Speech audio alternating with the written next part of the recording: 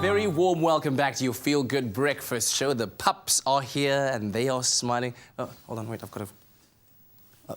hello, hi, boss. Yes, I've been meaning to talk to you. I need a raise on my salary. When? Right now? Hello? You see, that's the way not to do it. Let's get it from the professionals.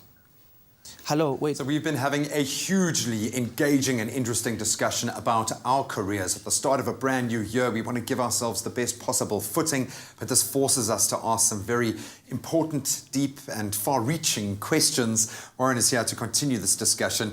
It's a very interesting time to be in the job market, I think, just in general, but so many pressures, not just on the individual, on companies themselves. Yeah. What are some of those warning signs that should make us nervous as employees that maybe, okay, we need to start solidifying our own position? I think the one of the clearest ones is when suddenly salaries start getting paid late, getting paid a day or 3 late.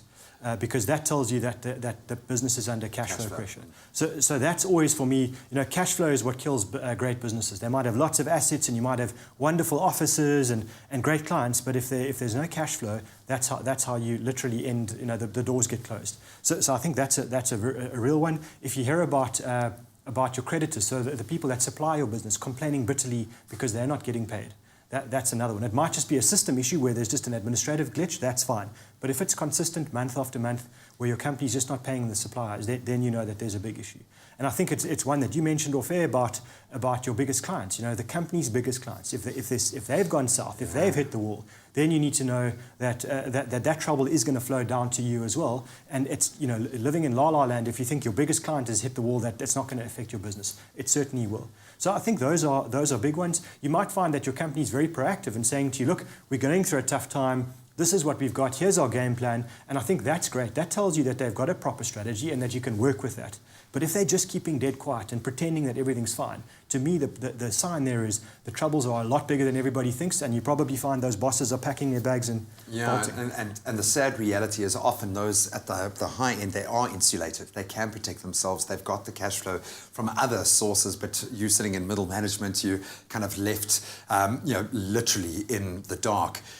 When we see our companies downsizing, even in the instance where they are being very open about their current situation, or maybe it's following on from a trend in that industry, something happening, maybe in coal or something along those lines, how should we react to that? Do you make yourself more valuable so that you're the one guy who keeps your job? Do you start looking at other prospects? How do we approach that situation? I think being proactive is a huge issue. So I think if you work in a great business that's just going through a tough time and you want to stay in that business and you like your colleagues, then see what else you can do.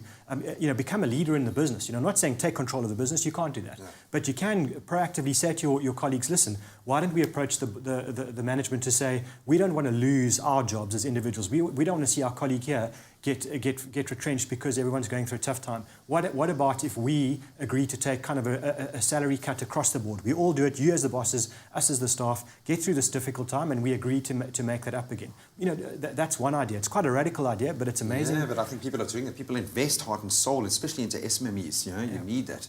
If the company that you're working for is lousy and you know that this is just, the bosses are pillaging the business, then I think take control in a different way. Find a way to get yourself out of that deal, make yourself more valuable to other employers. And then I think the last one is, if you see the writing on the wall and you've got clients in the business and you know that this business is going to hit the wall, strengthen your relationships with the clients, because what you might find, some of the best businesses have been started because their employers have hit the wall, people have just carried on running and actually taken those clients and started their own businesses very successfully. So more often than not, the next opportunity or the partner that you need is right there in front of you. Any last tips to leave us with as we approach our careers for 2017? I think it's a case of make sure that you have a lot more skills than you had at the start of the year. By the end of this year, make sure that you are just more valuable. Number two, I think that proactivity is a big issue. Have a game plan. And then I think look around, understand the environment that you're in, your business is in, and see what you can do to make yourself more money and potentially make the business more money. And I think keep brushing up your CV. Just because your company is growing and getting better, you must now follow that. You must grow and get better as well. You just don't know what is going to be around the corner.